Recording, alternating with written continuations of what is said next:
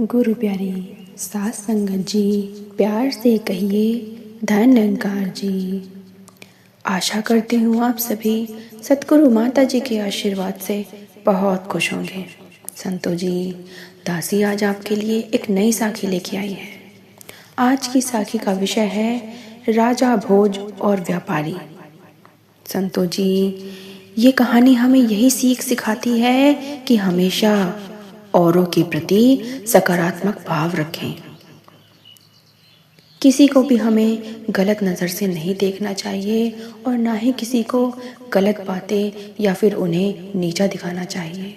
तो चलिए संतो जी और साखी का आनंद लेते हैं। एक बार राजा भोज की सभा में एक व्यापारी ने प्रवेश किया। राजा ने उसे देखा तो देखते ही उनके मन में आया कि इस व्यापारी का सब कुछ छीन लिया जाना चाहिए और मैं सबसे बड़ा और राजा बन जाऊंगा। व्यापारी के जाने के बाद राजा ने सोचा, मैं प्रजा को हमेशा न्याय देता हूँ। आज मेरे मन में यह अन्यायपूर्ण भाव क्यों आ गया कि व्यापारी की संपत्ति मैं छीन लूं? ऐसा मेरे मन में क्यों भाव आया? उसने अपने मंत्री से सवाल किया कि मंत्री, आज मेरे मन में ये ऐसा भाव क्यों आया? मैं तो अपनी पूरी प्रजा का न्याय करने वाला एक अच्छा राजा था। उसी समय मंत्री ने कहा, इसका सही जवाब मैं आपको कुछ दिन बाद दे पाऊंगा राजा जी। राजा ने मंत्री की बात स्वीकार कर ली और मंत्री बहुत तेज बुद्धि का था। वह इधर उधर के सोच विचार में समय न खोकर सीधा व्यापारी से मिलने पहुंचा। व्यापारी से दोस्ती करके उसने व्यापारी से पूछा कि तुम इतने चिंतित और दुखी क्यों हो? तुम तो भारी मुनाफे वाला चंदन का व्यापार करते हो।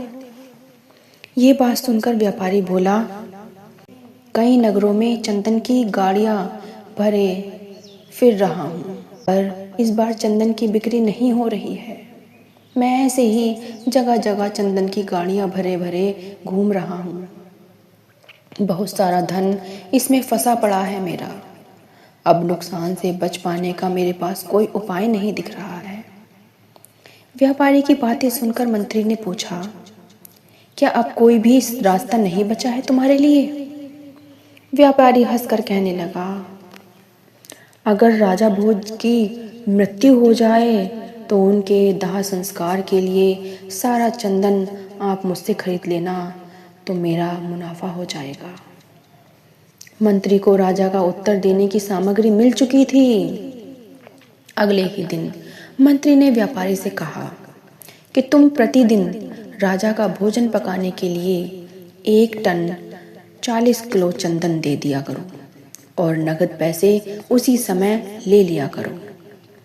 व्यापारी मंत्री के आदेश को सुनकर बड़ा खुश हुआ। वह अब मन ही मन राजा की लंबी उम्र होने की कामना करने लगा। एक दिन राजसभा चल रही थी। व्यापारी दोबारा राजा को वहां दिखाई दे गया तो राजा सोचने लगा कि यह कितना आकर्षक व्यक्ति है, इसे क्या पुरस्कार दिया जाए। राजा ने मंत्री को बुलाया और पूछा, मंत्रीवर, यह व्यापारी जब पहली बार आया था तब मैंने तुमसे कुछ पूछा था, उसका उत्तर तुमने अभी तक मुझे नहीं दिया है। खैर, आज जब मैंने इसे देखा तो मेरे मन के भाव बदल गए। पता नहीं क्यों आज मैं इसे देखकर खुश हो रहा हूँ और इसे इनाम देना चाहता हूँ।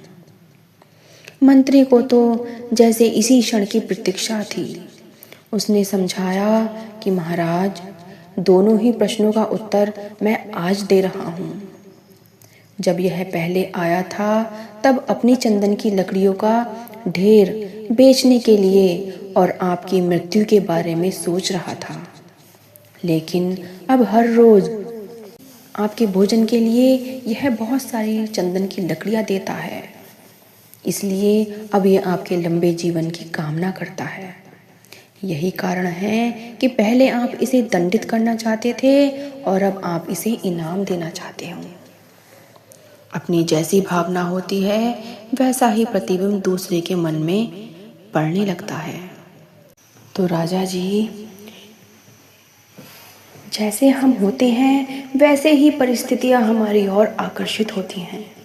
हमारी जैसी सोच होगी वैसे ही लोग हमें मिलेंगे। यही इस जगत का नियम है। हम जैसा बोते हैं वैसा ही काटते हैं। हम जैसा दूसरों के लिए मन में भाव रखते हैं वैसा ही भाव दूसरों के मन में हमारे प्रति हो जाता है। तो राजा को अपने मंत्री की सारी बातें समझ आ गई। इस साखी से हमें यही शिक्षा मिलती है कि हमें औरों के प्रति हमेशा सकारात्मक भाव रखना चाहिए। किसी के बारे में कोई गलत बातें नहीं करनी चाहिए, ना ही किसी के लिए हमें कुछ गलत करना चाहिए। तो संतों जी, ये साखी आपको कैसी लगी कमेंट में ज़रूर बताएं। और दासी के चैनल को लाइक शेयर सब्सक्राइब कीजिए और अच्छी साखी लेके आएगी। प्यार से कहिए संतों जी, धन्यकार जी।